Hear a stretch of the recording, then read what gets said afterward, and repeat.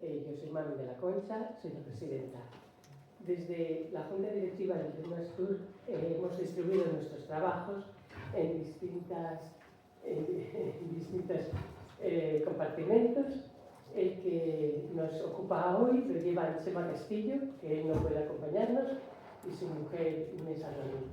Este tándem tan estupendo nos ha deleitado con un ciclo que empezó en septiembre y que hoy finaliza pues, con el evento de hoy. Inés nos va a presentar a este ponente. El ciclo tenemos que darles la enhorabuena porque ha sido de un nivel altísimo. Le paso la palabra a Inés. Hola a todos, gracias por venir, gracias por acompañarnos y quiero presentaros al ponente de hoy, al doctor en arqueología Alejandro García Álvarez Busto, profesor titular de arqueología de la Universidad de Oviedo, máster en estudios avanzados de historia, doctor en arqueología, profesor de la UNED y asociado y colaborador de otras universidades como Porto, Oxford, Bolonia, Nápoles. Es codirector del proyecto arqueológico del Castillo de Gauzón desde el 2007 y además participa y colabora con otros estudios arqueológicos de otras fortificaciones como el Castillo de Tudela, la Torre de Soto de Ayer y las murallas urbanas de Oviedo y de Avilés. También tiene otra línea de estudios arqueológicos, una línea de estudios arqueológicos monásticos, donde colabora y realiza estudios en los monasterios de Corias, Cornellana, Raíces, Valdedios, las Huelgas de Burgos, editor de varios libros, el Manual de Arqueología Medieval de Asturias, que es Premio Alfredo Quirós, y hoy particularmente viene con la ponencia de los castillos del Reino de Asturias, una revisión arqueológica. Yo muchas gracias y ya le paso la palabra para que comience. Muchísimas gracias. Buenas tardes a todos y muchísimas gracias por esta presentación.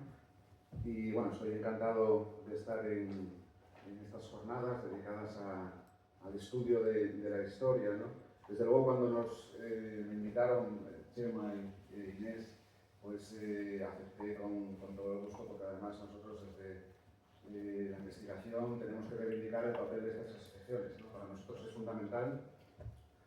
No se pueden ni imaginar, o a lo mejor sí, seguramente, pues la labor y el desempeño y bueno, la importancia que tiene para nosotros pues, que haya un retorno, ¿no? de nuestro mensaje. Es verdad que los tiempos han mejorado y cada vez hay más conciencia por el patrimonio, ¿no? Pero es fundamental, ¿no? La labor que desempeñáis y la quiero agradecer. Y bueno, pues me planteasteis hablar de las fortificaciones del Reino de Asturias y voy a hacer una revisión arqueológica. Probablemente pues, nos llevemos alguna sorpresa o nos demos cuenta de que hay ideas preconcebidas que hay que matizar. De mano, bueno, pues los castillos ya lo advierto, bueno, son de una asociación que se dedica a la historia del Reino de Asturias y muchas cosas no les pillarán de sorpresa, pero castillos monumentales como residenciales, con estancias palatinas, mansiones señoriales en Asturias, bueno, pues más bien pocos. Tenemos el honor de tener algunos de los castillos más antiguos de la época medieval en el norte peninsular, pero vamos a ver que responden a unas características diferentes, ¿vale? Si quieren ver, de hecho, bueno, es una pregunta que hacen los estudiantes, ¿no? Pero al principio incluso, bueno, pues habitualmente pues, está ahí ese interrogante. ¿Hubo castillos en Asturias? Porque realmente recorremos Asturias y cuesta encontrar esos torreones, esas torres del homenaje, ¿no? Y sí, ya de mano respondo afirmativamente, hubo castillos en Asturias, pero vamos a ver que respondían pues, a unas características determinadas, diferentes a los que nos encontramos cuando cruzamos el Nebrón hacia el sur, y trataré de explicar por qué pues, respondían a esas tipologías tan particulares. Voy a empezar leyendo un texto que dice así: Dice: ayer de madrugada, acompañado por el señor Escandón y 2 obreros, me he dirigido al Alto de Peñamanil a hacer exploraciones, ocupándome de ellas todo el día. Los resultados no han podido ser mejores, según verá usted por los dibujos de esta carta. Creo que de esta fecha va a encontrar usted notablemente aumentadas sus colecciones arqueológicas y la historia local, tal vez datos muy significativos para el estudio de los primeros tiempos de la Reconquista. Por otra parte, olfateo que estoy ante un baluarte de las huestes de Pelayo. Ya veremos qué resulta. Esta epístola tiene más de 100 años, concretamente se redactó en el verano, en agosto, me parece que fue del año 1906, y la escribía el señor que ven a su derecha, el arqueólogo Emilio Alcaide del Río, y iba dirigida al señor que tiene enfrente, que es Sebastián de Soto Cortés, uno de los anticuarios más prestigiosos de la época. Y en la carta hacía referencia a unas exploraciones que estaba realizando en el Alto de Peñamanil, en la zona de Cangas de Onís, y citaba unos dibujos, que aquí los tenemos a la derecha, y hacía referencia a que posiblemente estaba excavando un bastión, un baluarte de época del rey Pelayo, ¿no? Que era pues lo que interesaba en esa época. Todavía no hay una arqueología científica, metodológica en Asturias, sino que más bien el estudio del pasado está en manos de anticuarios, de eruditos, de mucha gente de la abogacía o de la medicina que se acerca por un interés por conocer la época del Reino de Asturias, muy focalizada en los reyes de Asturias, una historia muy positivista, de hechos, de batallas, de disputas, pero en todo caso llama la atención, claro, por supuesto no había métodos de dataciones químicos absolutos, el carbono 14 todavía ni estaba ni se le esperaba, ¿no? Pero ni siquiera la cerámica estaba bien clasificada como para tener un referente, ¿no?, cronológico, ¿no?, que para nosotros en arqueología es fundamental. Y en cambio llama la atención cómo pues, acertó con bastante precisión nuestro querido alcalde del Río. Bueno, era un arqueólogo más enfocado a la prehistoria, se codeaba con los grandes de la época, como Obermayer, con Breuil, pero cuando hablaba de que era un castillo del rey Pelayo no le faltaba razón. Y en esa época hay que encajar pues, el castillo de Peñamanil, que no se ha vuelto a excavar desde entonces. Y eso no es algo ni mucho menos exclusivo de este yacimiento, sino que es lo habitual, ¿no?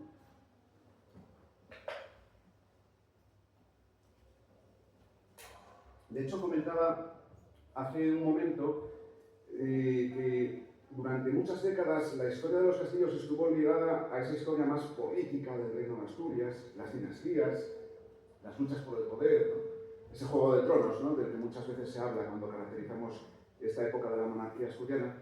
Es verdad que hay unos hitos por ahí, Juan Uría Riu, en los años 50, 60, empieza a preocuparse por las fortificaciones, después Vicente José González García en los años 70, excava en varios sitios, pero para hablar de estudios ya sistemáticos con una metodología arqueológica hay que esperar a los años 80.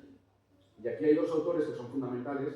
Por un lado, José Luis Abello, profesor de Historia del Arte en la Universidad de León, aunque asturiano de origen, que hizo una tesis con el título de, si no me equivoco, Construcciones arquitectónicas defensivas medievales en Asturias. Son 2 tomos y es el primer logro de catalogación sistemática de lo que había, abarcando desde época del Reino de Asturias hasta el siglo XV. Lamentablemente, solo publicó una parte, la parte en este libro que ven, que conocerán muchos, de las torres señoriales de la Baja Edad Media asturiana, y la parte, el hueso de los castillos de la época del Reino de Asturias quedó inédito, ¿no? Y entonces eso también lastró un poco el avance en el conocimiento. Unos años después, el profesor Abelino Gutiérrez, en la Universidad de Valladolid, pues hace su tesis doctoral y sistematiza todas las fortificaciones del Reino de León, en cronologías ya un poco posteriores, a partir del siglo X, pero inevitablemente se ocupa también de esos castillos anteriores del Reino de Asturias. Y esta publicación pues, se convierte en una referencia para la temática, ¿no?, que nos ocupa. ¿Cuál es el problema en este momento, en los años 80 y 90? Que no hay excavaciones arqueológicas sistemáticas. ¿vale? La investigación arqueológica está prácticamente pues, en pañales. Y hay que esperar a finales de los años 90 para que haya ya un proyecto sistemático. De hecho, es un yacimiento que quizás sea un poco menos conocido, es el castillo de Curiel, está justo al sur del concejo de Gijón, ya en el límite con Siero, en la zona de Peñaferruz. Si van por la carretera antigua, bueno, pues antes de bajar hacia Veranes, a mano derecha. Y es un castillo al que, bueno, yo le tengo especialmente cariño porque lo dirigía la excavación el profesor Avelino Gutiérrez y yo empecé allí como estudiante, después ya pues, al año siguiente estaba como becario y acabé como arqueólogo, ¿no? Entonces, bueno, pues fue uno de mis primeros pinitos en el mundo de la arqueología después de licenciarme. Y Peñaferruz, Curiel, pues supuso ya el contar con evidencias materiales, con cronologías absolutas, con dataciones. Entonces, bueno, pues empezábamos ya a manejar un material científico, con una metodología detrás. Y después ya vino la excavación del proyecto de Gauzón. Es un proyecto que iniciamos en el año 2007, que codirigimos Iván Muñiz y yo, y que todavía se mantiene abierto. La excavación ya está pues, ahora mismo cerrada, ahora estamos con el estudio de los materiales arqueológicos y el yacimiento pues, es visitable durante el verano. Estábamos ahora justo antes de empezar hablando Inés y yo a ver si sería posible visitar a finales de este mes, pero parece ser que hay que esperar un poco para hacer esa excursión que estaba prevista. Y claro, Gauzón, ahí sí que tenemos que agradecer, porque fue un proyecto sobre todo asumido por el Ayuntamiento de Castellón. Es un ayuntamiento pequeño, pero tiene posibilidades. En su momento ayudó a la Consejería de Cultura. Y claro, te preguntas, ¿no? ¿Por qué en Gauzón sí hubo esa continuidad de las investigaciones, que es fundamental para nosotros, ¿no? Tener la tranquilidad de que la excavación no se va a cerrar de manera abrupta de un año para otro, sobre todo porque nos enfrentamos a yacimientos en los que excavas y de repente acumulas miles y miles de fragmentos de todo tipo, de cerámicas, de huesos, y eso, el tiempo que lleva a procesarlo y estudiarlo, es ingente, ¿no? ¿Y por qué Gauzón sí y por qué no Tudela? Después hablaré de Tudela. Tudela corre un peligro patrimonial tremendo. Después explicaré por qué, ¿no? O los otros 70 castillos o fortificaciones menores que se supone que hay en el territorio asturiano. En Gauzón sí, porque tiene una carga ideológica tremenda, ¿no? En Gauzón se elaboró la Cruz de la Victoria, como todos sabemos, en el año 1908, y ese es un valor simbólico, ideológico, que está muy presente y que yo creo que en buena parte pues, ayudó a esta continuidad, ¿no? Gauzón, claro, nos proporcionó años y años de investigaciones y una secuencia desde el siglo VII hasta el siglo XIV que se abandona, que nos permite, después explicaré ya los detalles. Pero claro, Asturias no estaba sola, no es un territorio. Hay que pensar en la época. ¿Cuál es el territorio que abarcaba el reino de Asturias? En el siglo IX, estos reinos, claro, es una discusión. Son estados, para los historiadores más medievalistas, no se puede hablar de un estado hasta el siglo XIII, XIV, ¿no? Alfonso X, por ejemplo. Desde la arqueología, bueno, ahí somos un poco más laxos y podemos considerar, como otras variables, que se puede hablar de un estado, de la existencia de un estado al final del reino de Asturias. Ramiro, Ordoño, Alfonso III, bueno, es una cuestión discutible, ¿no? Pero en todo caso, no hay unas fronteras. El reino de Asturias no, es un área de influencia sobre Baskonia, Álava. No hay, también eso es discutible. El río Duero fue una frontera estable, hay fortificaciones. Tenía esa capacidad de mantener una guarnición en cada castillo, en Zamora, en Simancas, Alfonso III, o más bien eran áreas de influencia, de dominio, permeables, la zona de Oporto, ¿no? Que se asume, se domina casi al final en la transición ya hacia el Reino de León. Por eso hay que tener en cuenta esta variable geográfica y hay que tener en cuenta también las fortificaciones que se están excavando en Galicia, en Cantabria, en León. Hoy no voy a hablar de ellas, porque si no, pues nos llevaría pues, mucho más tiempo ya. Creo que tenemos suficiente material si nos centramos en el territorio de Asturias. Pero, por ejemplo, en Galicia, en los últimos años, José Carlos Sánchez Pardo está haciendo unas investigaciones tremendas y unos avances increíbles. Son castillos mucho más modestos. Tú, de hecho, los ves desde fuera y ves es un peleo, son bolos graníticos, pero cuando se excava aparecen estructuras y aparecen espacios que recuerdan mucho a lo que hay en Gauzón, espacios de poder. Y la documentación escrita nos hablan de condes que representaban a los reyes y que ejercían la justicia desde esos sitios, ¿no? Y bueno, pues en León también han aparecido. Si quieren ponerse al día al respecto, les recomiendo esta publicación en la revista Cuadernos de Arquitectura y Fortificación. Creo que es el penúltimo número, el número 7, salió hace poco, y ahí pues se hace una revisión, una actualización de lo que se conoce sobre estos castillos. Y al final pues nos hemos puesto al día, porque llevábamos cierto retraso, porque en Italia, en Francia, no digamos en Francia, en Alemania también, lo que pasa es que claro, hay un problema con el alemán y normalmente, salvo que se publique en inglés, pues no se atiende a esa bibliografía. Y después el mundo anglosajón ha avanzado muchísimo en los últimos años en la investigación.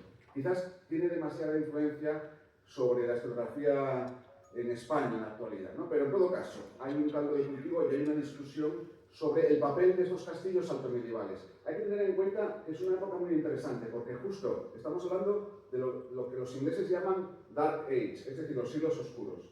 ¿Por qué los denominan así? Porque la cantidad, el volumen de información escrita, claro, ya no están los escritores de la antigüedad, los clásicos, Tácito, Tito Livio. De repente quedan los padres de la Iglesia y quedan, bueno, pues algunos concilios en la península ibérica, visigodos, pero los epígrafes también, el número pues se reduce drásticamente. Y claro, no había arqueología, entonces las fuentes de información eran muy básicas, ¿no?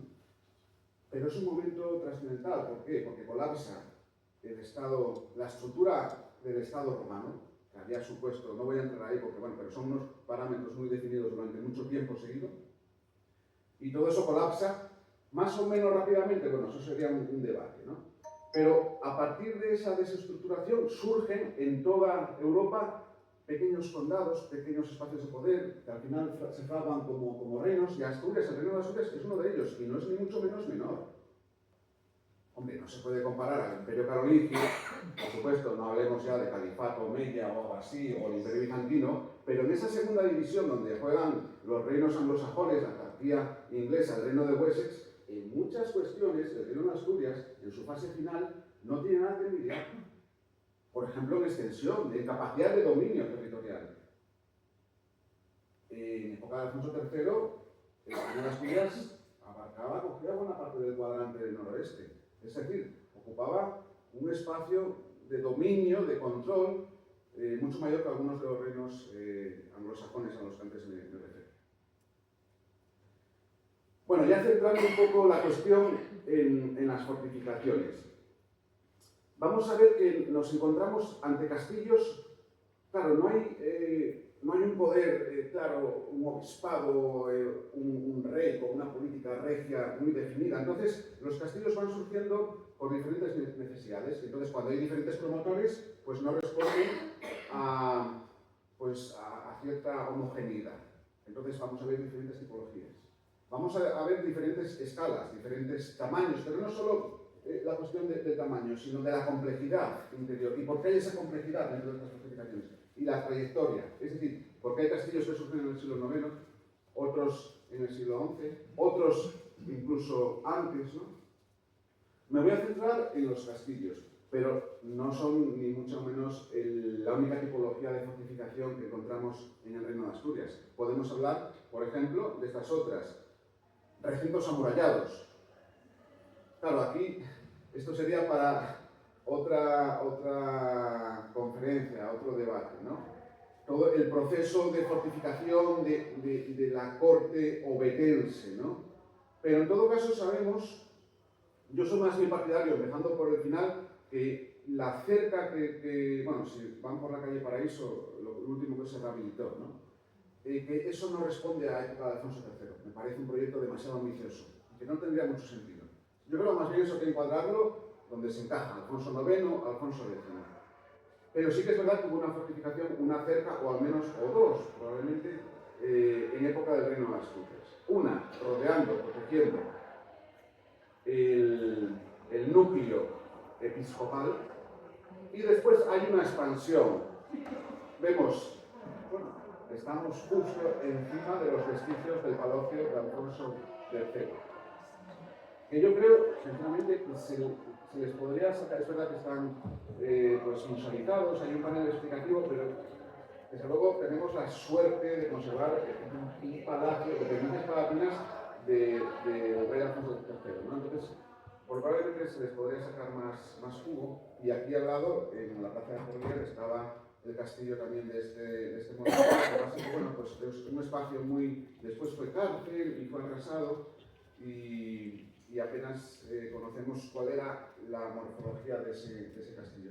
Nos quedan algunos elementos sueltos, las inscripciones, y después esta edificación, que es la Torre Vieja, que ya, además conservamos el epígrafe, fue levantada seguramente en época de Alfonso III con un motivo muy claro, que era defender el aula del tesoro, es decir, el tesoro del obispo, lo que viene a ser después la Cámara. No voy a entrar tampoco en otra serie de asentamientos. Seguramente muchos conocen este sitio, ¿no? Para mí, como decía Inés, pues otra de mis líneas de trabajo es la de los monasterios, ¿no? Trabajé más en Corias. Corias es una rara avis dentro del panorama monástico asturiano. Se parece más a los monasterios gallegos, porque es monumental. Claro, hay un patrimonio brutal detrás de los que... Pero en Asturias la mayor parte de los monasterios eran más bien parecidos a este, que muchos lo habrán reconocido, ¿no? Es un parador de turismo, el de Cangas de Onís, San Pedro de Villanueva. Monasterio románico, fundados, tampoco hay seguridad, siglo XII. Monasterio benedictino, con un claustro canónico. Pero cuando se excavó, lo excavó Otilia Requejo, con motivo de su reconversión en parador, por debajo del monasterio, aquí en esta zona concretamente, pues aquí vemos, estos son los muros que sostenían el granero para airear el grano. Por debajo aparece esta estructura. ¿Y qué tenemos aquí? Tenemos un muro que tiene cierta entidad, no es una muralla, pero bueno, una cerca defensiva, y que estaba jalonada por, seguramente más, pero al menos se documentó, un pequeño cubo. Es decir, una estructura turriforme, curva, con función defensiva. La tradición aquí decía que el palacio de Alfonso, el primero de los Alfonsos, estaba debajo del monasterio. Vale, claro, nosotros no podemos identificar directamente uno con lo otro, pero curiosamente los materiales arqueológicos y las dataciones nos llevan a esa época, siglo VIII, siglo IX. Es decir, que había palacios, no, pero residencias señoriales, además con cierto porte defensivo, donde residían y donde organizaban el territorio, pues estos señores, claro, la corte, entre comillas, de Cangas de Onís. Hablar de Estado ahí no tiene sentido. De hecho, casi no podemos ni siquiera hablar de príncipes, por supuesto, de reyes, ¿no? Son señores que van ampliando su ámbito de dominio, ¿no? Pero para hablar ya de un embrión del reino hay que esperar a Praga, con un aparato institucional, una serie de elementos, y por supuesto a Oviedo, ¿no? En Cornellana, por ejemplo, también pudimos excavar ya en su momento, pues formábamos, está con nosotros pues, José Antonio Fernández de Córdoba, que también formó parte del equipo que dirigía Gema, nuestra añorada Gema Adán. En el año 2001 fue la excavación, y cortadas por el ábside románico, siglo XII finales, y justo en la base de la torre, campanario,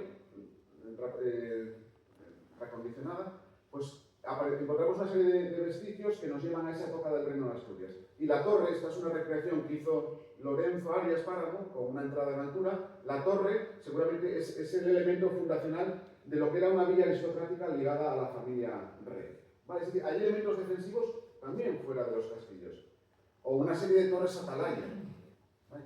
Torres que apenas tienen una superficie de 4x4 o 5x5 y que seguramente se han excavado muy pocas de ellas. Estas en Po de Cabrales, controlando el desfiladero del río del Cares. Seguramente solo tenían de fábrica de piedra y de mortero, si acaso, el basamento, el fundamento, porque hay que imaginarse que toda la parte aérea, hasta 10-15 metros de altura, sería en madera, eso es muy habitual, pero tenían una función importantísima, que era pues, controlar los pasos entre la costa y el interior.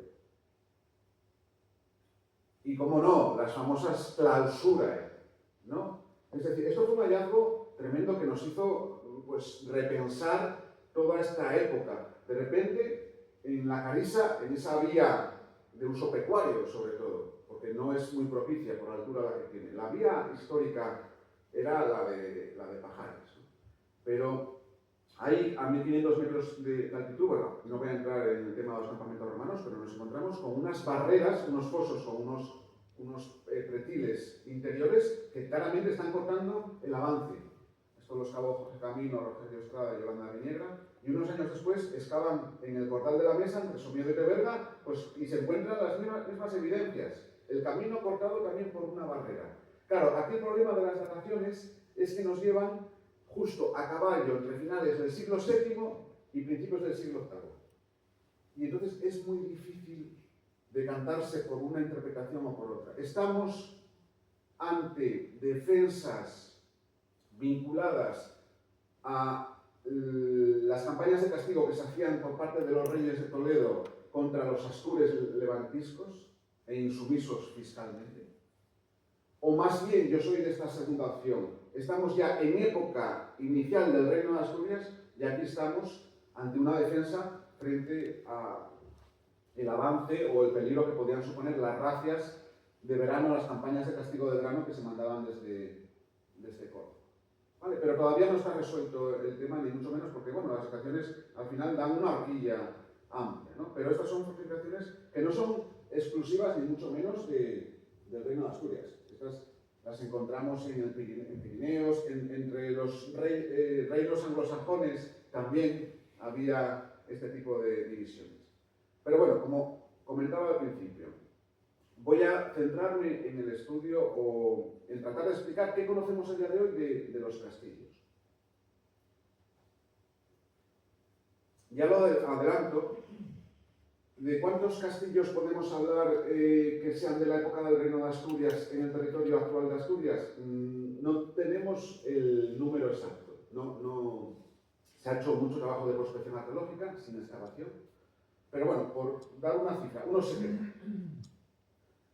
Y de esos 70 se ha excavado con mayor o menor continuidad en estos pocos que tenemos aquí. Peñaferruz, un hito, la publicación del castillo de Curiel, Gauzón, en su momento, el castillo de San Martín, que está controlando la desembocadura del Nalón, pero que ahora empezamos a repensar, esto lo excavó Elías Carrocero en los años 90, ahora lo está publicando, y empezamos a ver que castillo es justo cuando acaba el Reino de Asturias. Antes a lo mejor no hay que hablar tanto de un castillo, sino más bien de una villa fortificada con una iglesia, porque, como comentaba antes, no podemos pensar en tipologías absolutas, sino que además hay como mestizajes. Claro, no se puede en esta época temprana decir esto es un castillo, esto es un palacio.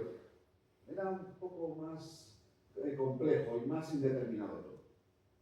La Peña Castillo de Villaviciosa, al fondo de la ría de Villaviciosa, que se excavó 1 o 2 años, muy interesante el sitio, pero no se volvió a excavar. El Pico Ujana se excavó un par de años también, en los años 90, y Doña Palla, que se excavó en los años 80-90 por Javier Fernández de Conde, y quedó un poco abandonado y ahora se está empezando a retomar.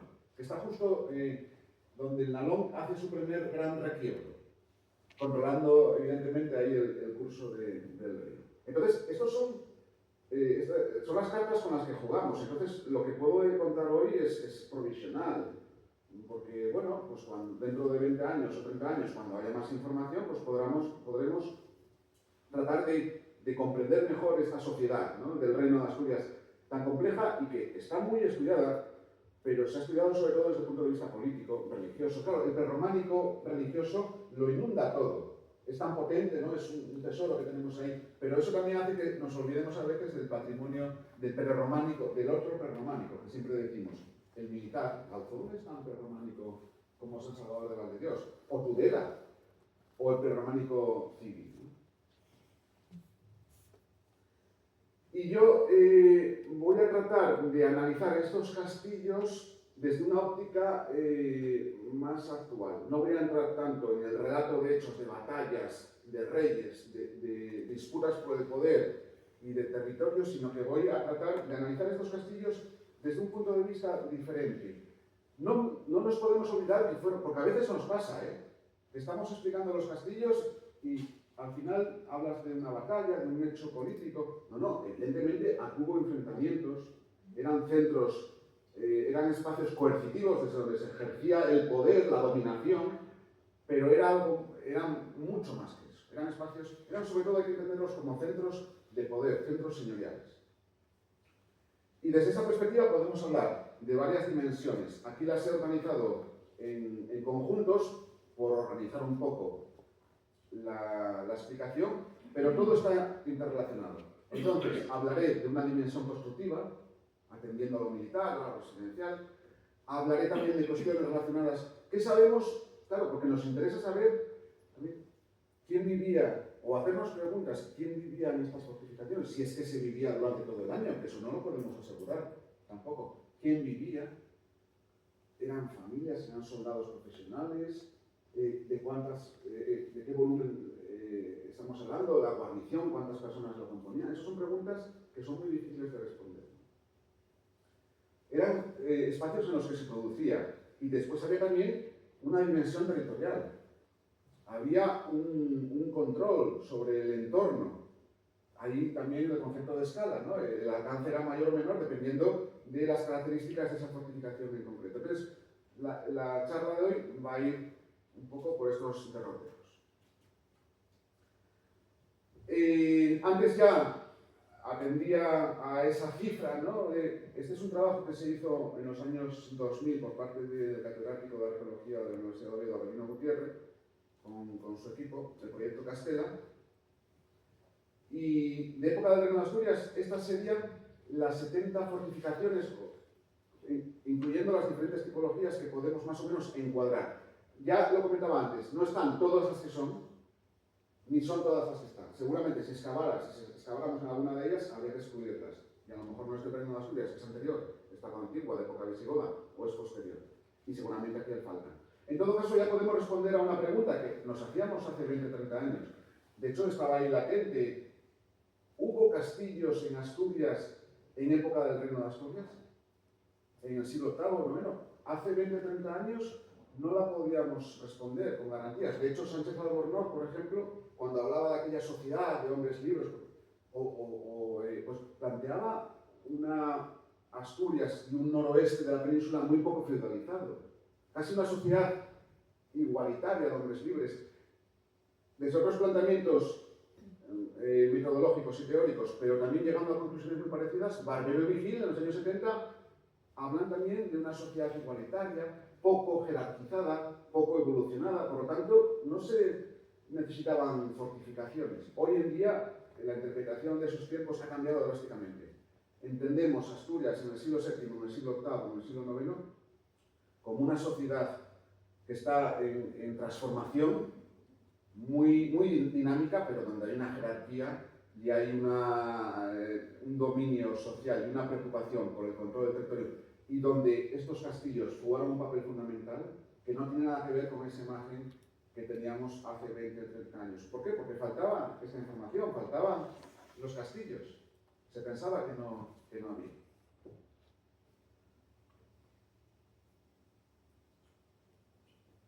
Los emplazamientos. Bueno, es que lo ven en el mapa. Prácticamente no hay valle de Asturias. En el occidente, ¿qué pasa? Que el occidente nos pilla un poco lejos y está peor prospectado. Pero seguramente si se hacen trabajos sistemáticos, esa laguna se completa. Vale, emplazamientos encontramos desde el litoral hasta las cumbres más altas, ¿no? En el litoral, yo creo que no hay ría. Bueno, estuario, en Asturias, en la que no encontremos una fortificación que se pueda llevar a la época del Reino de Asturias. Y no son fortificaciones menores. Está Gauzón, controlando la historia de Avilés, la que me refería antes del castillo de Santa María, con todas sus dudas, si es realmente esa fortificación o no, en Villaviciosa. San Martín, aquí lo ven. San Martín, esta es Villaviciosa, Rodil es un asentamiento tardo antiguo, no voy a entrar en ello. Es una ría interesantísima, bueno, el islote de San Martín, un monasterio alto medieval, la Peña Castillo y al lado ya después la fundación de la Pola, de la Puebla, en el siglo XIII, cuando todo cambia. O cambia la forma de controlar el territorio y a la población campesina. Y este es el castillo de San Martín. Realmente esta torre, bueno, sabemos que la cerca es muy reciente, no es contemporánea, pero la torre, que siempre pensábamos que podía ser alto medieval, no, hay que llevar más bien al siglo XI-XII, sino más recientemente. Y probablemente aquí, en época del Reino de Asturias, hay otra cosa un poco distinta. Lo que nos interesa resaltar, están defendiendo, hay una preocupación por defender las rías asturianas. ¿Por qué? Porque es la vía de entrada y hay que tener en cuenta que en el siglo VIII no, pero en el siglo IX las oleadas, aprovechando el buen tiempo, la buena navegación del verano, eran sistemáticas. Los lordomani, los hombres del norte, los vikingos, que no solo eran salteadores, rapiñadores, piratas, que eran también comerciantes, pero de cuando en cuando armaban una flotilla de 40, 50 embarcaciones y venían a buscar sus botines, ¿no? Y en 844, 858 están documentados en la costa de Asturias. Y una flotilla de estas embarcaciones vikingas que pues atracase en lo que es Avilés. Avilés en época del Reino de Asturias era una granja, un poco más, una aldea, ni siquiera estaba la muralla es posteriores, ya más bien de finales del siglo I. Pero un grupo de vikingos que amarra sus naves, o las barra, ¿no? en la ensenada de Avilés, en un día a marcha forzada se plantan en Oviedo. La cerca de Oviedo en esa época era perfectamente asaltable, ¿no? Y en Oviedo estaba el aula del tesoro, el tesoro regio y el tesoro del obispo, ¿no? De hecho, la inscripción que decía, a la que aludía antes hace referencia a los gentiles, a los paganos. Entonces, ese peligro es real, ¿no? Y después también expediciones de castigo mandadas desde Silves, desde Lisboa, por parte del Emirato y después del Califato. Entonces, había que proteger la retaguardia, la frontera del mar. Claro, otra cuestión es, había combates navales difícilmente, aunque Alfonso III ya tiene una flotilla, ¿eh? Y sabemos que la utilizaba para ir a buscar reliquias a Burdeos, por ejemplo. Pero más bien, nosotros creemos que lo que hacían estas fortificaciones era un efecto disuasorio. De hecho, después veremos las torres de Gauzón, extremadamente altas, tienen unos problemas de cimentación y se les vienen abajo a veces. ¿Por qué? Porque les interesa que sean visibles desde el mar. Las torres de Gauzón, por muy altas que las hagan, no permiten controlar el espacio interior. Están pensadas para ser vistas desde el mar. Y entonces hay que interpretar que una flotilla de vikingos que doblase el Cabo de Peñas y que, porque sabían perfectamente que si amarraban sus naves en Avilés estaban enseguida ante tesoro, y era un tesoro muy importante. Pues había el efecto disuasorio, pues seguían como siguieron. ¿Hacia dónde siguieron? Pues fueron saqueando la costa de Asturias, la Mariña Lucense, intentaron desembarcar en Brigante, en Coruña, y ahí fueron rechazados por el ejército de Ramiro. Y después en Iria Flavia, en la siguiente incursión, por el conde Gato. Entonces buscaban, bueno, pues los monasterios, las poblaciones más indefensas. Aquí tenemos ese itinerario vikingo de 844 que acaba remontando el Guadalquivir y saqueando Sevilla. Ojo, que su capacidad ofensiva no era menor. Eso también nos hace pensar la capacidad que tenía el ejército del Reino de Asturias, que esto está bastante bien estudiado.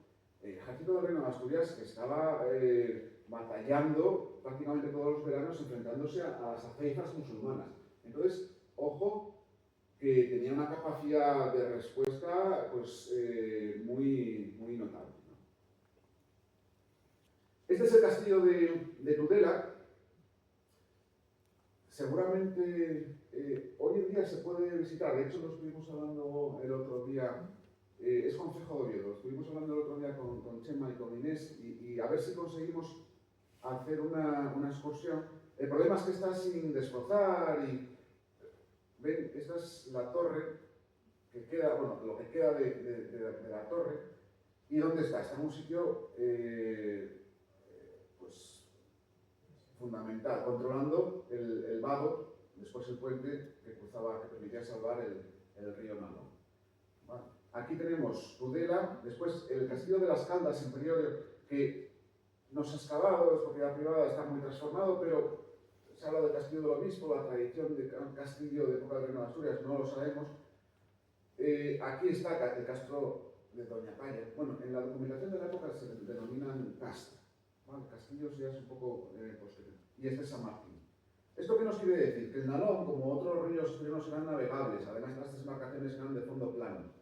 Y se podía llegar, además, hay que imaginar, pues, si una embajada del rey, pues mucho más fácil desde Priorio llegar a Pravia que no tener que ir pues, por los valles interiores, cuando las comunicaciones eran muy precarias por entonces, ¿no? Y estos castillos pues, protegían, jalonaban todo el curso medio e inferior del río Nalón y seguramente de otros.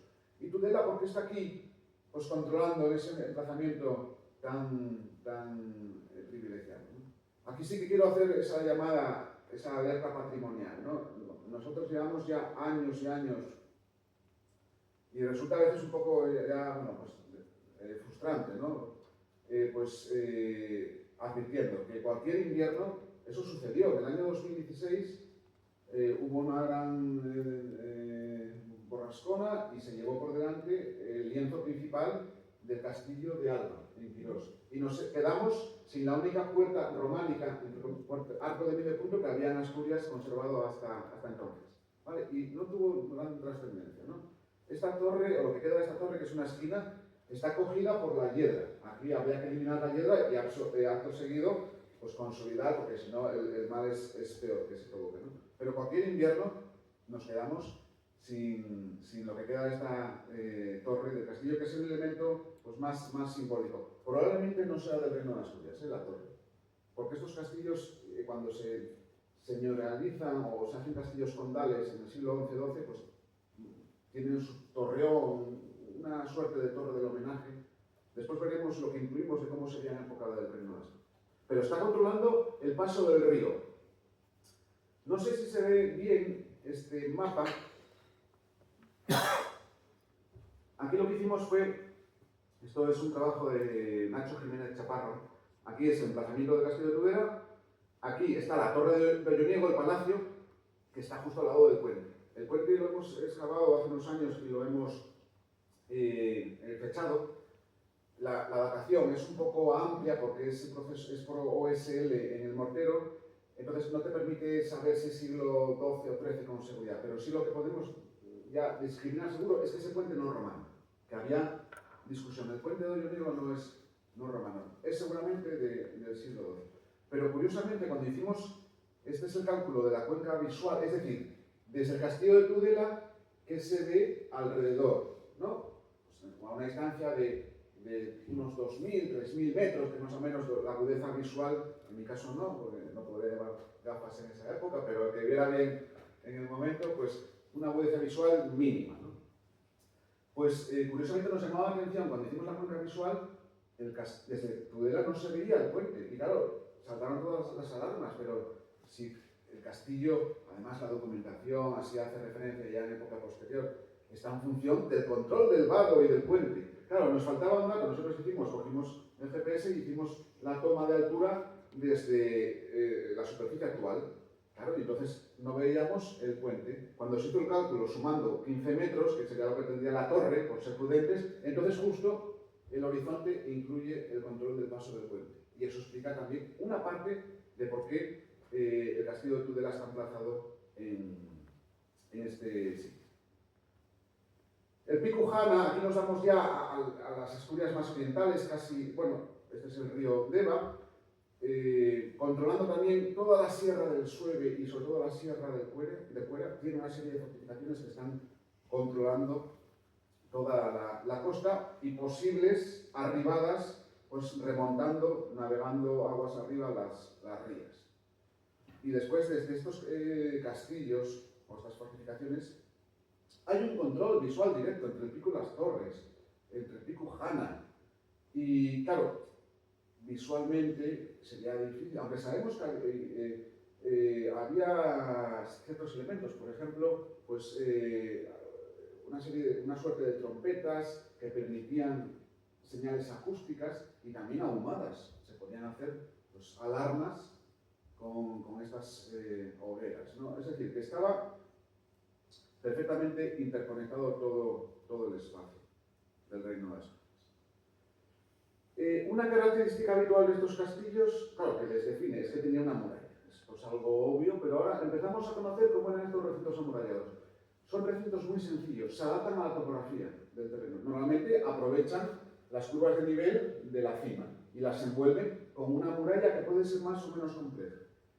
Aquí tenemos el castillo de Gauzón, aquí tenemos el castillo de Tudela, este es el castillo de Peñaferruz, el castillo de Curiel en Gijón, y este es el Picujana en Peñamellera Baja.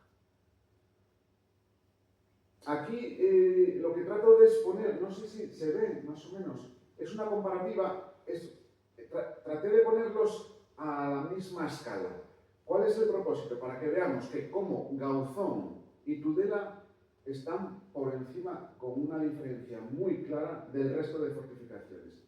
En Gauzón y en Tudela tenemos recintos superiores de 3.000, 4.000 metros cuadrados y toda la superficie del yacimiento ocupa unos 10.000 metros cuadrados, entre 10.000 y 12.000 metros cuadrados. Pero esto era algo poco habitual en la época del Reino de Asturias. Lo normal, las decenas y decenas de fortificaciones eran más bien como este, como el Picujana, como Peñaferruz, es decir, pequeños castillitos con un recinto amurallado ovalado, pues de unos 1.000, 1.200 metros cuadrados. Vale, esa sería la tónica más habitual. Claro, ¿cuál es la diferencia?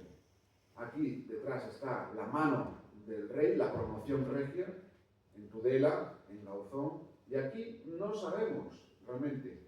Son señores locales, son élites que tienen una capacidad ya de influencia. ¿Cómo interactúan esas élites locales y comarcales con los señores, con los príncipes del reino, con los reyes posteriormente? ¿Acaban siendo esas fortificaciones más espontáneas parte de la red de fortificaciones de ese protoestado del Reino de Asturias? Son preguntas que todavía no podemos responder, ni muchísimo menos, ¿no? Santa María, en Villaviciosa, por eso es muy interesante, porque está un poco a medio camino. Está por encima y tiene dos terrazas de Picujana, de Peñaferruz, y está claramente por debajo de Gauzón. Tenían torres. Esto es lo que queda aquí, la fotografiamos hace unos años cuando estaba libre de hiedra. Ven lo que queda, es una obra muy potente de mampostería, grabada con mortero, pero ya ven, está comida, porque se saqueó, ¿no? en época contemporánea. Está comida por abajo y seguramente esto colapsa en cualquier invierno, ¿no? Es una torre central. No tenemos seguridad de que sea de época del Reino de Asturias, ni mucho menos. Probablemente, siendo cautos, haya que llevarla al siglo XII, siglo XIII. Donde sí sabemos que hay torres en época del Reino de Asturias es, por ejemplo, en Gauzón, que están defendiendo la entrada. Son dos torres de flanqueo, con unas dimensiones que, de hecho, a Iván y a mí, cuando lo excavábamos esto en los años 2011, 2012, nos sorprendía. Claro, es la cimentación, la torre después se recoge un poco, pero en todo caso nos dan torres de 8 por 9. Unas dimensiones, ¿para qué necesitar? Están sobredimensionadas. Probablemente detrás está esa explicación. Quieren hacerlas visibles desde mar adentro y a unas cuantas millas de distancia, porque si no, no tiene sentido, y más en un espacio como este de arcillas que son muy inestables, ¿no? Y tienen que reforzar muchísimo las cimentaciones. Y en el resto de fortificaciones de castillos, como Peñaferruz, había pequeñas torres a la entrada, o como el Picujana, pequeñas torres de 4x4, de 5x5, cuadrangulares, pero que tenían más una función, pues, de torre, de atalaya, pues un puesto de control visual del entorno. Esta es una reconstrucción. Ya, se pueden hacer una idea de lo que les estaba hablando, ¿no? Como evidentemente esto no tiene un sentido únicamente defensivo. De hecho, desde el punto de vista defensivo, esta disposición, este diseño, esta poliorcética, vale para el siglo IX, ejerce su función, esto no te lo flanquea fácilmente un grupo de vikingos, pero en el siglo XII, cuando el conde Gonzalo Peláez, aquí en Gauzón, se rebela contra Alfonso VII, el rey manda a su ejército y asedia y asalta el castillo, porque claro, ya esas torres se han obsoletas, ¿no?, desde el punto de vista militar, ¿no? Pero aquí seguramente hay esa simbología o esa preocupación de la visibilidad desde la lejanía. Y claro, aquí la promoción regia pues hace que destaque claramente del castillo de Curiel, donde lo que vemos es una entrada, pero mucho más sencilla. Aquí hay un elemento muy interesante que después voy a comentar. ¿Cómo eran estos recintos amurallados? Pues ahora empezamos a poder caracterizarlos. En Gauzón vimos, esto es lo que queda del recinto amurallado de Gauzón.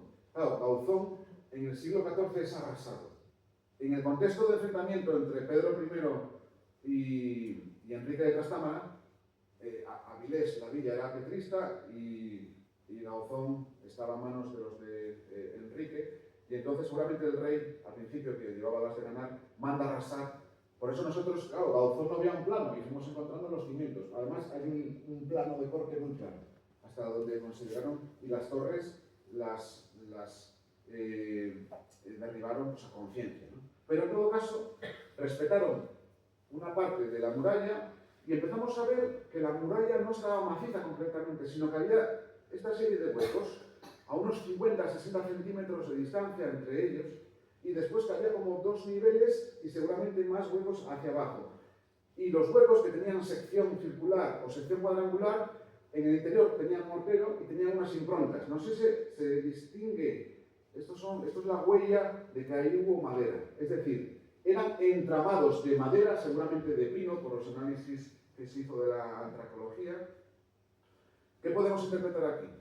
Que durante la construcción de estas murallas, en el interior del núcleo de mortero de cal con piedra, se hacen estos entramados. ¿Por qué? Porque sabían que la cimentación era bastante inestable y esto ayudaba pues, a darle estabilidad a estas estructuras tan masivas, tan potentes. Esto, recuperamos un trocito de esta madera y lo fechamos. Y nos lleva al finales del siglo VII, principios del siglo VIII. Es verdad que puede ser madera vieja, reaprovechada de la fase tardativa visigoda. Pero bueno, pudimos contrastarlo con otras estaciones y parece que encaja bien finales del siglo VIII o del siglo IX. Es decir, en Gauzón ya hay una ocupación anterior a lo que nos decían las crónicas, que decían que era del rey Alfonso III. ¿Vale? Y esto lo pudimos ya documentar más recientemente. Esto es en la muralla de Tudela, que ya la veremos cuando vayamos. Ahí se hicieron unas sacas que teníamos dudas, pensábamos que eran cobijos de pastores, pero después, recordando que ese castillo estuvo asediado también en el siglo XIV por las tropas regias, probablemente son labores de zapa, de mina. ¿Vale? Y eso nos facilita a día de hoy ver el núcleo interior y tienen la misma técnica constructiva. Entramados, cruzados a diferentes alturas de madera que daban esa estabilidad. Y estamos empezando a verlas en otras fortificaciones. Entonces es como un elemento guía que nos permite, esto no solo se utilizó en esta época, pero empezamos a ver, bueno, ya ciertas relaciones. Son murallas que tienen, aquí hay un esfuerzo y una dedicación de recursos importante. Son murallas que tienen 2,3, 2,4, 2,8 metros de anchura.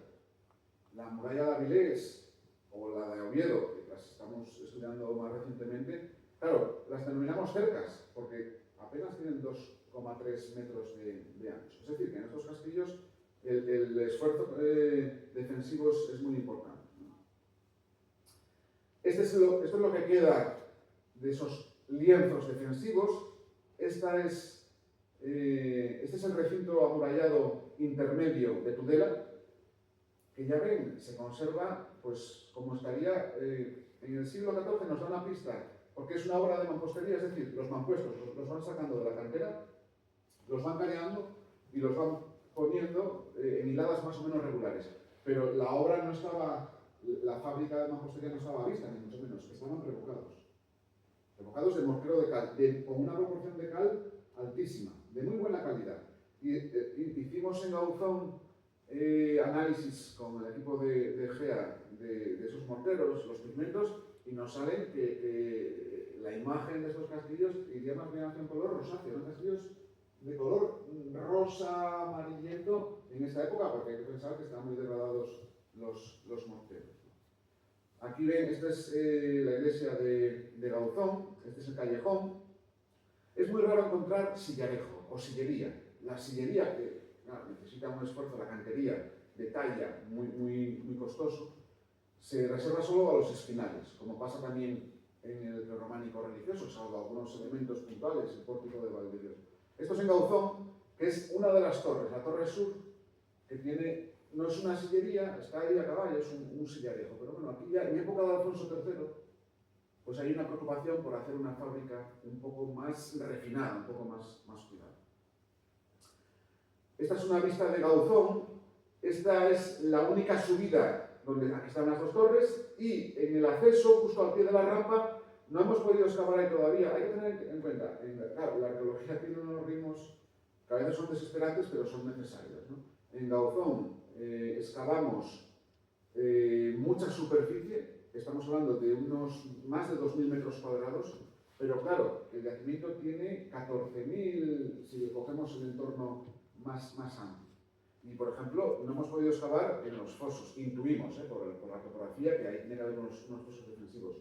En Tudela, esta es una torre, que es una torre eléctrica que se puso en los años 60, me parece, que no se puso de milagro en donde la torre. En Gauzón, de hecho, aquí, excavando los vestigios de la iglesia, encontramos el foso para poner la torre. Estas son las torres de alta tensión que llevan la electricidad a la Asturiana de Cin. Y en el último momento, no me acuerdo qué erudito fue de la zona, llamó al ayuntamiento y desviaron. Entonces he entendido que ahora justo va por el lateral, pero si no tendríamos, claro, porque son emplazamientos dominantes que irán buenísimos para ir poniendo las torres eléctricas, ¿no? Esto es una foto de hace años, cuando estábamos excavando, 2010, 11, pues Gauzón.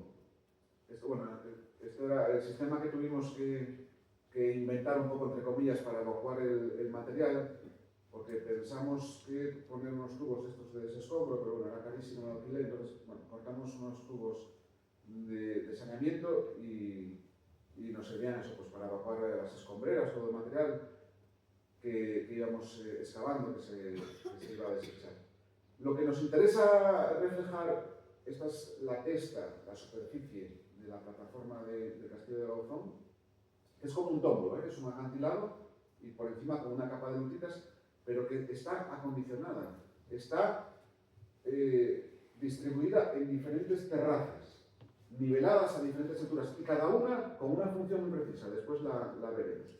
Vale, esta es una vista desde el norte de Gauzón, el recinto superior, la terraza más alta, el callejón, las dependencias palatinas. Esto es Tudela, aunque está mucho menos excavado, de hecho está excavado en los años 70 y de una manera así un poco, bueno, pues menos sistemática, pero ven, como es una suerte de mota con esa torre justo en el centro, pero después hay una plataforma y aquí está esa muralla que les comentaba antes, que les enseñaba con esta estructura constructiva con entramados de madera, es justo este recinto. Es decir, que no iríamos muy desengañados si esto lo llevamos a época del reino de las Asturias. Y después el recinto es mucho más amplio a los pies. Aquí en Gauzón pudimos localizar estas dependencias. Ahora, esto ya es la visión de ellas una vez pues, excavadas, una vez consolidadas y restauradas. ¿Qué tenemos aquí? Esto contrasta evidentemente con lo que encontramos a los pies del castillo, ¿vale? Que son construcciones en madera, después veremos. Aquí hay un esfuerzo, una inversión constructiva. Son suelos de mortero, muros de mampostería, pero que estaban revocados, que estaban pues, enlucidos, y una serie de elementos que nos permiten identificar la funcionalidad de este espacio. Sabemos que dentro de Gauzón había un palatio, unas dependencias palatinas, y las hemos identificado porque son las únicas en toda la plataforma superior, ¿no? Y aquí, bueno, pues estamos viendo esos elementos a los que me refería que nos permite pues, interpretar funcionalmente este espacio. Aquí un umbral de comunicación entre la sala principal, unos 46 metros cuadrados, una sala rectangular, y esta otra dependencia. En esta sala principal hemos encontrado la base de un hogar, es decir, estaba calefactado por el invierno. Claro, por eso hablaba al principio de la sencillez de estos castillos. En un castillo bajo medieval del siglo XIII-XIV, cada espacio tiene su función diferenciada. La alcoba, la sala de ceremonias, la sala para los banquetes. Aquí no, aquí lo que tenemos son espacios polivalentes. Entonces, esto que quizás un poco pomposamente, ¿no?, por esas comparaciones con el mundo carolingio, lo llamamos aula regia, pero es una, en todo caso no deja de ser una sala polivalente. Aquí el conde o el rey, si estaba en Gauzón, recibía una embajada. Aquí también se celebraban reuniones, se celebraban banquetes. Después veremos cómo lo podemos argumentar. Y aquí, en este otro espacio, pues había un entorno más reducido relacionado con el ocio y con el aseo. Después explicaré cómo lo podemos deducir eso. Este es Peñaferruz, donde hay una muralla, aquí la vemos, pero en el interior lo que se encontró en su momento eran hoyos de poste. Es decir, hay que interpretar que las construcciones que las había interiormente eran cabañas de madera. Todo eso, claro, se ha ido perdiendo con el paso del tiempo, pero podemos reconstruir su morfología. Y esta es la parte de la plataforma inferior del castillo de Gauzón, y aquí no encontramos ningún muro trabado con mortero, no encontramos, por supuesto, pavimentos de cal. Aquí lo que nos encontramos es la arena depositada por siglos y siglos de arrastre eólico, nivelada, aplanada, y sobre esa superficie encontramos suelos muy rudimentarios de grava, apisonados y que están delimitados por estos hoyos de poste. Y cuando los excavamos y los documentamos en planta, justo en el centro, hogueras, con aureolas de cenizas y todo repleto de desechos de la fauna que consumían y de las cerámicas que utilizaban. Hicimos dataciones de carbono 14 y nos llevan a época del Reino de Asturias. Es decir, que aquí abajo había una ocupación. Claro, ahora la pregunta, hay que tener en cuenta que después amplió un poco más, algunos sondeos que hicimos por aquí, pero esta superficie, que es lo que interpretamos como el poblado, pero esto ocupa 4.000 metros cuadrados y nosotros hemos excavado 200 metros cuadrados. Por lo tanto, lo que pueda decir ahora es muy provisional, ¿no? Pero evidentemente tira más hacia un espacio residencial, pero no de las élites, sino más bien de la población al servicio de esa guarnición militar y nobiliaria, ¿vale? Y un espacio de trabajo, de almacenamiento, de cuadras, sobre todo por el alto contenido orgánico de los estratos. Este es el castillo de San Martín. Del siglo IX, de esa época del Reino de Asturias, más bien lo que se ha documentado en la excavación de Díaz Cabocera es esto, es decir, hoyos de poste, zócalos, pero el recinto amurallado, precisamente, hay uno anterior, no voy a entrar ahí, de época romana, pero en época altomedieval el recinto amurallado está sobre el cementerio, las tumbas de época del Reino de Asturias. Entonces probablemente es castillo, pero a partir del siglo XII, ya más con un concepto de esos usufructos condales. Infraestructuras hidráulicas las tenían, por ejemplo, en Peñaferruz, porque claro, necesitaban el acopio de agua, ¿no? En el Peñaferruz hacen una oquedad, aprovechando la roca. En Gauzón es ya una estructura mucho más refinada. Tiene unos 2,20 metros de profundidad por 1 metro. ¿Qué se acumula aquí? Unos 1.700 litros, llevándolo a botellas en la actualidad, pues unas poco más de 1.000 botellas. Claro, eso pues, nos permitiría hacer un cálculo, aunque es muy arriesgado, de cuánta población podría resistir dentro del castillo. Aunque creemos que más bien esta, salvo necesidad imperiosa, este agua no se consumía. Porque claro, desde la época romana se sabía que el agua estancada pues podría producir enfermedades infectocontagiosas, ¿no? Seguramente este agua está aquí acumulada para uso del baño, que después voy a hablar ¿no? Espacios funerarios. Estas son fotografías del castillo de San Martín. Aquí vemos diferentes tumbas una tumba más privilegiada, con un sarcófago, pero por encima de estos enterramientos tenemos la muralla propiamente del castillo, ¿no? Entonces, una aldea fortificada, más bien habría que pensar en eso para San Martín, ¿no? Esto es Gauzón, con una tumba que se excavó en los años 70, y nosotros excavamos parte de los enterramientos ya en las campañas más recientes. Y esta es la recreación que hemos realizado, bueno, pues, Iván y yo, con la ayuda del infógrafo de Pablo Aparicio, de cómo era Gauzón en época del Reino de Asturias. Y por eso hablamos de que es algo más que un castillo, es casi como una pequeña ciudadela, con una parte, una plataforma superior, donde vemos una serie de espacios privilegiados, la puerta monumentalizada, un taller, un palacio, el cementerio, la iglesia, y después una plataforma inferior que acogía pues, esas construcciones más perecederas, auxiliares, el poblado de servicio, los siervos que asistían a la guarnición militar. Más rápidamente, en estos asentamientos se consumía, se producía, se intercambiaban productos. Voy a ir muy rápido ahora. ¿Cómo lo sabemos? Bueno, pues en los estratos de Peñaferruz se pudieron recuperar pólenes, esporas, semillas. Eso nos permite reconstruir los paleambientes. Y lo que nos dice es esta información que en época del Reino de Asturias el entorno de Peñaferruz no era un espacio de grandes cultivos, sino que más bien lo que dominaban eran las praderías, los pastizales. Vale, eso también lo empezamos a ver en Gauzón. Y empezamos a ver también la fauna, la dieta cárnica que se consumía. En castillos como Gauzón, en San Martín, en Villaviciosa, la cercanía al mar, la presencia, el dominio de esos estuarios. Nos encontramos con plomadas, con pesas de plomo, con pesas cerámicas, y la presencia de restos de ictiofauna, ¿no? Que estamos viendo vértebras, espinas, escamas. Por eso hay que cribar los sedimentos, porque nos da una información, bueno, pues sobre muchísimas especies, muchas de ellas incluso esquilmadas en la actualidad. Cerámica común, que muy probablemente en castillos como Gauzón, San Martín, se hacían. Es decir, hay que pensar no en un soldado profesional, eso es costosísimo.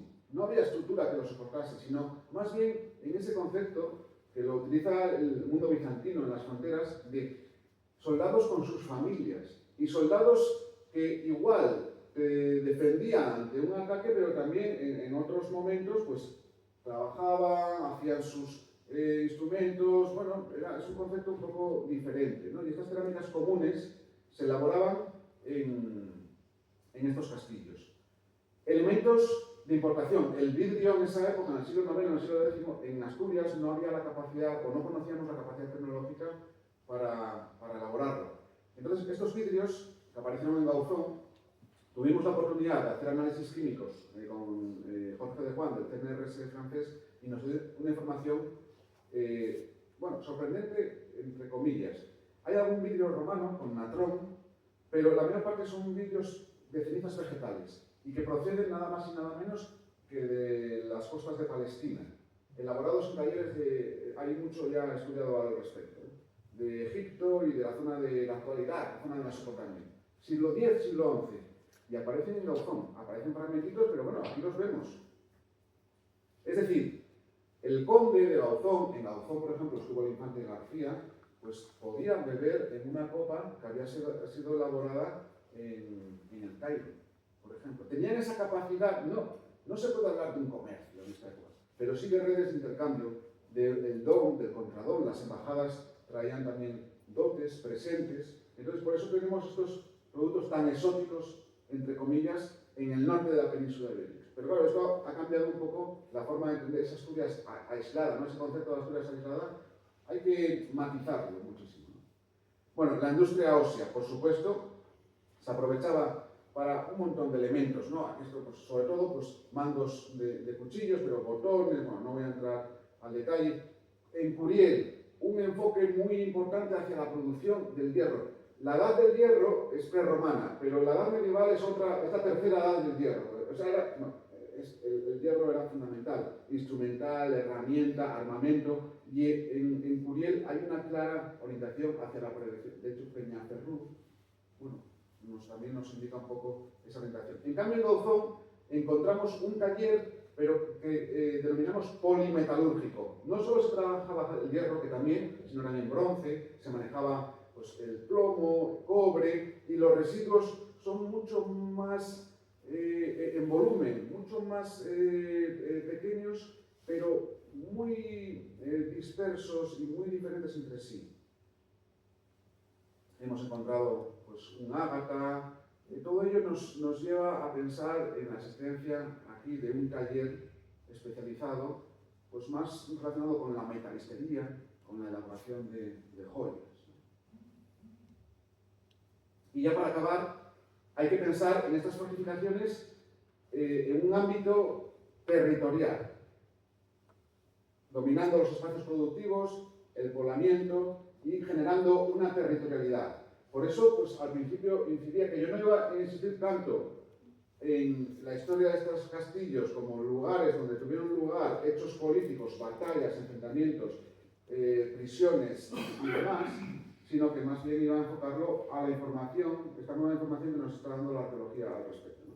Espacios agrarios, ¿no? Jesús Fernández excavó hace unos años pues, Villanueva, una de las primeras aldeas que nos da información de cuáles eran los cultivos. Y los cultivos, desde luego, eran deficitarios o eran minoritarios frente a la ganadería.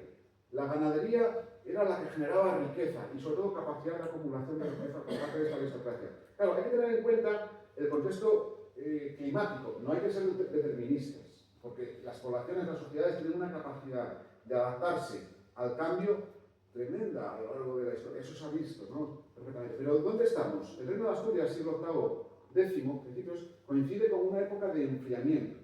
Después, a partir del siglo XI-XII, viene ese óptimo climático medieval, como había sido el periodo romano. Y por eso la agricultura pues, tiene una época de apogeo, esas grandes colonizaciones, expansiones de los monasterios benedictinos en época medieval. Y en esa época de frío, pues es más fácil manejar el ganado. Y eso se está viendo también en estas investigaciones arqueológicas, donde el registro asociado al manejo, a la cría de la ganadería es muy importante, muy relevante. No voy a entrar en detalles si después hay tiempo, porque estoy viendo que quiero acabar ya, por si acaso a lo mejor hay alguna pregunta. Entonces voy a ir al final, voy a ir un poquitín más rápido de lo que debería, pero bueno, para no hacer demasiado aprovechamiento del mar, pesquerías, salinas. Aquí tenemos toda la nómina concentrada sobre todo en la zona centro-occidental, entre el Nanón y la costa y el Cabo Peñas, por decirlo así. Y después, hay una territorialidad. Claro, no hay que pensar que sean territorios cerrados, con unos límites. Eso hay que esperar más bien ya a la época de las polas, de las pueblas del siglo XIII, donde hay unos deslindes. De hecho, todavía se conservan los hitos, grandes piedras, amojonando el territorio. Pero aquí ya hay un control, porque sobre todo les interesaba desde Gauzón, o desde San Martín, o desde Tudela, controlar a la población campesina. Y la Mandazione Gauzone abarca desde Gozón, Carreño, Corbera, Illas, Avilés, Castrillón y... no, Castrillón, ya abarca todo este espacio. Por eso hubo dudas en su momento de que Castillo de Gauzón, como decían los eruditos, ¿cómo va a estar en Castrillón? No, estará en el actual Gozón. No, es que la Mandazione Gauzone lo englobaba todo. Por eso el día de hoy Avilés es un concejo sin espacio, sin territorio, sin hinterland, porque se fue desmembrando desde el siglo XVI en adelante. Pero aquí que nos encontramos, aunque no se ha excavado, pero hay un montón de elementos que nos permiten identificar unas 30 aldeas campesinas, cada aldea con un espacio productivo de unas 1000 hectáreas, que es el rango habitual en esta época antemedieval.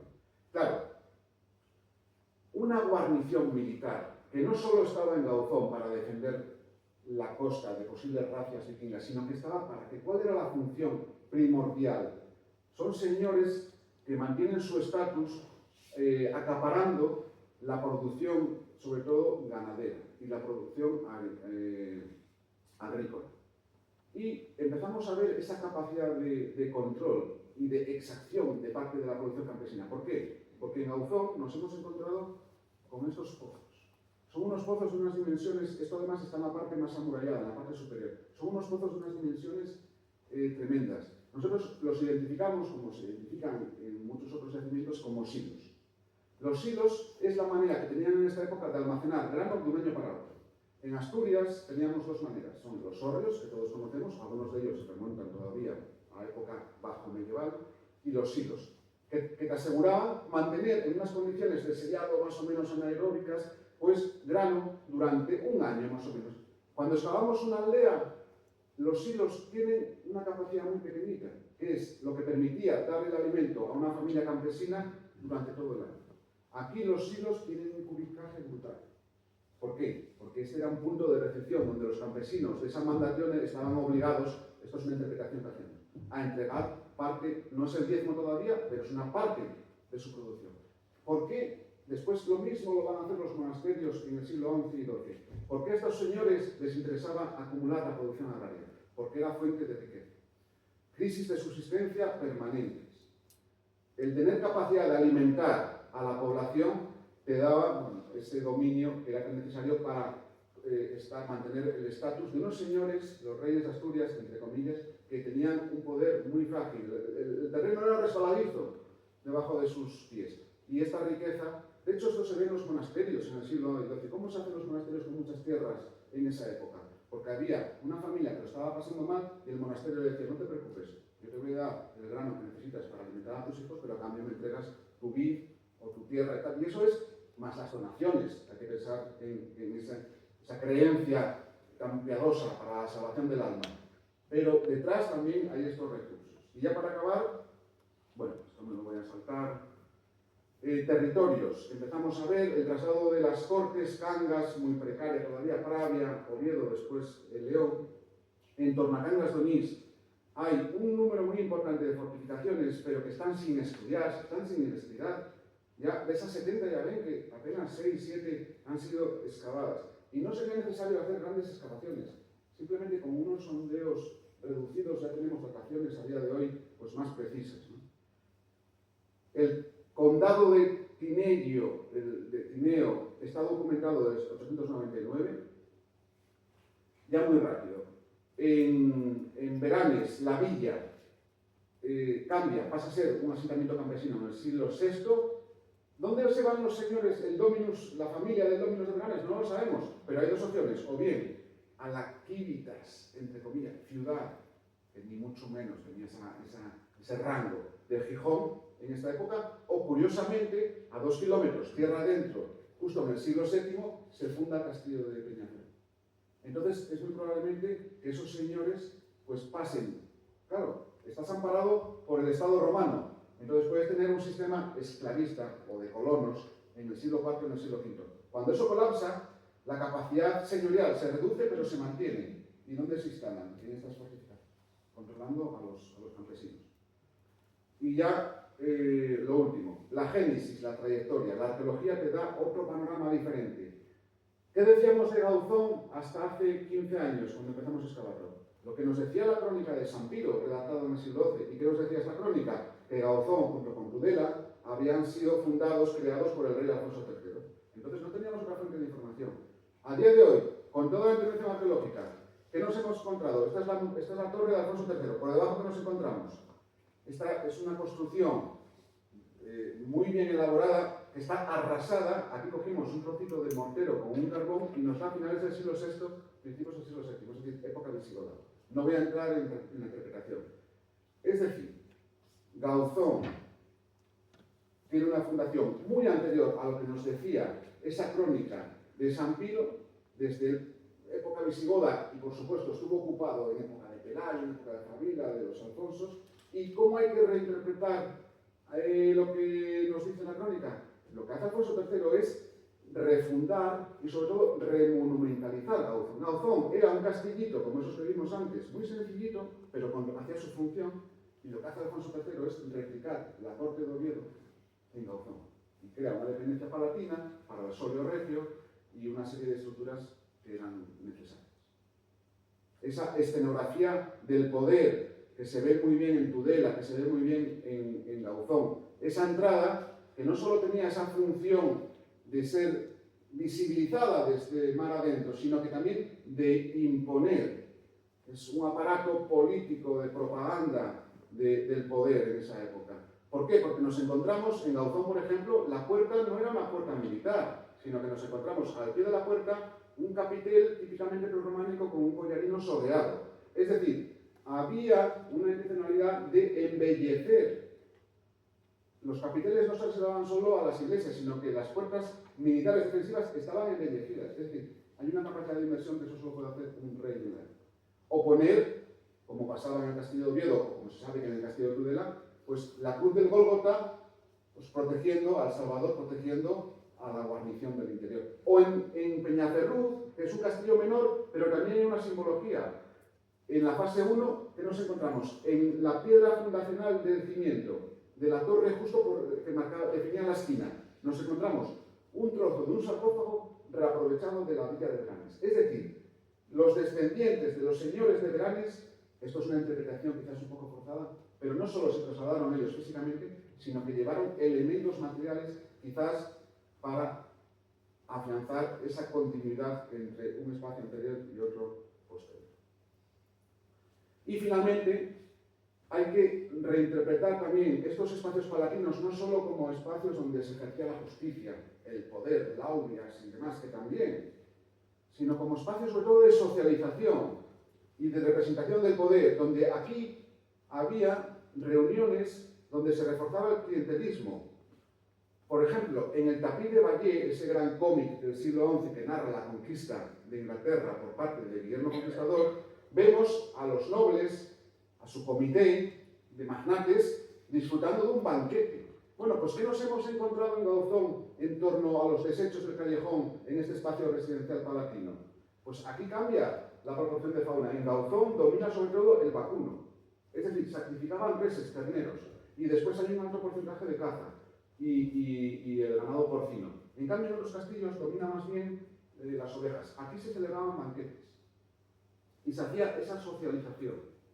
Y había ese clientelismo, se reforzaban esas redes, porque no hay que olvidar que los reyes de Asturias, salvo en unos momentos muy determinados, sí que hubo una transmisión hereditaria, pero era muy problemática. Entonces había que reforzar, eran primos inter pares, y había que reforzar esos lazos de solidaridad entre esa nobleza altomedieval. Y en este espacio todavía más reservado tenemos un balneum, que es lo que nos citan las crónicas de la época. ¿Vale? Es decir, nos costó interpretarlo, pero ahora más o menos creemos que podemos tener las claves, ¿no? Sobre todo comparando con iconografía de miniaturas un poco posteriores. Pero en las esquinas tenemos una serie de rebajes, ahí ya encajadas unas tinas con agua, el agua del aljibe se calentaba con unas piedras en el yard, y ahí se rememoraba un poco aquello que habían sido en su día las termas romanas. Aquí no hay infraestructuras, pero tú, a quien quieres agasajarte, ¿verdad? Y después quieres negociar con él, lo llevas al baño, estáis hablando en la tina, en agua calentita, te aseas, disfrutas de ese ambiente de vapor, puedes comer y tal. Esto es un concepto para la época, aunque sea muy rudimentario en su materialización, pero detrás está ese concepto de la nobilitas romana que todavía pues, pervive en estos reyes del alto medievo asturiano. Y por supuesto, una simbología del poder, ¿no? La Cruz de la Victoria, que refiere cómo fue elaborada en el castillo de Gauzón. Y no parece baladí el que el castillo de Gauzón aparezca en el epígrafe, aparece mencionado, ¿no? El castillo de Gauzón, desde luego, era un castillo muy importante para los reyes de Asturias. Y ya para acabar, pues esta imagen de Gauzón desde el mar, pues rememorando esos viajes de esos embajadores. Muchas gracias.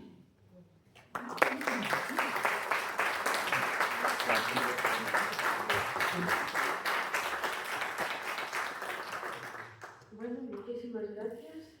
Una exposición muy interesante. Esta es la maqueta del castillo. Bueno, hay que resaltar el agua donde está. A día de hoy eso es terreno seco. Sí. Bueno, ¿alguna pregunta? Y el tema de la red de fortificaciones, cuando la comentaba, los reinos anglosajones, el reino de Wessex, Sí. pero a mí me recordaba un poco al sistema de fortificaciones que se cree que hacía Alfredo el Grande precisamente durante las investigaciones vikingas. Tenemos dos castillos en este caso relevantes, Cauzón y Tudela, y luego a mí lo que me pareció entender serían pequeñas fortificaciones defensivas, pequeñas motas empalizadas, simplemente casi de control de territorio, puntos de aviso para reunir esa fuerza militar que tiene el reino en caso de un ataque, contener ahí el ataque lo justo para que lleguen las tropas, en vez de un castillo, como decía Luso, un castillo bajo medieval, el castillo castellano, valga la redundancia, no sé si ando desencaminado, si no. No, la idea es precisamente esa, y además la comparación con Alfredo el Grande de Wessex viene pues, al pelo, porque de hecho serían muy homologables. Alfonso III, en cuanto a capacidad económica, política y cómo eso se materializa en el territorio, y en este caso con las fortificaciones, ¿no? Y sí, es una red, claro, eso es una discusión a día de hoy, está abierta.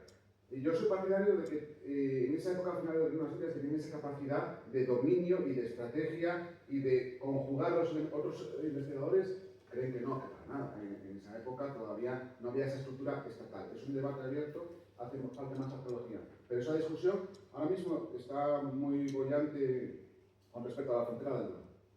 Sí, Toro, Simancas, Zamora, era una línea estratégica de fortificación. Claro, ¿eso qué supone? Que Alfonso III tiene que tener la capacidad de mantener ahí una guarnición. O si más bien lo que hay son pactos entre la nobleza comarcal y los reyes de Oviedo, donde llegan a acuerdos de beneficio mutuo. Quizás más bien los tiros vayan por ahí, o bueno, pues, en una línea intermedia, más que pensar, claro, es que sería muy difícil de sostener, ¿no? Esa estructura defensiva en todo el noroeste, porque claro, estamos hablando de la línea del Duero, ¿no? Hasta Oporto. Pero sí, la idea es esa. ¿Alguna pregunta más?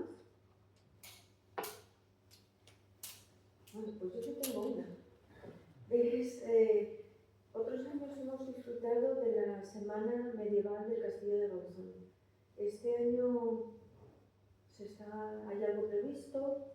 Sí, creo que está previsto algún tipo de actividad. Tanto, bueno, no vamos a poder llegar a tiempo para las visitas, pero sí que se van a hacer visitas durante todo el verano, seguramente en agosto, septiembre, al yacimiento. Y después en el convento de la Merced, al pie del castillo, ahí también hay una serie de actividades previstas, algún concepto, pero todavía creo que no está definido del todo el programa. Pero sí, quien se quiera acercar este verano por Cauzón y por la zona de Raíces, pues va a poder visitar todo esto que estuvimos comentando. Desde la asociación vamos a estar pendientes para difundirlo, eso sobre todo. Bueno, pues, ¿más preguntas? Bueno, pues muchísimas gracias por asistir a la charla. Muchísimas gracias. Ha sido muy interesante. Y para despedirnos, ya lo último, tenemos, aunque hacemos un parón ahora en verano, sí que tenemos ya programadas las próximas actividades de septiembre. El tercer miércoles de cada mes, empezando en septiembre, que sería el 17, Pelayo Mejido Díaz, que es director de la Escuela Asturiana de Esgrima Antigua, nos va a dar una charla que se llama Panoplia Militar en tiempos del Reino de Asturias. Ahora hay que decir que coincide con la Semana Grande de Oviedo, pero es una charla que va a estar muy interesante y muy didáctica. También el día 25 del propio mes de septiembre, es un jueves, podemos contar con José Soto Chica, que presenta su libro de Pelayo en la Nueva España, en la sala de prensa de la Nueva España, a las 7:30 del día 25. Entonces, bueno, estas son las próximas actividades. Habrá más, pero estas ya están aquí y ya están cerradas. Bueno, pues muchísimas gracias en nombre de la asociación y un fuerte aplauso para Alejandra.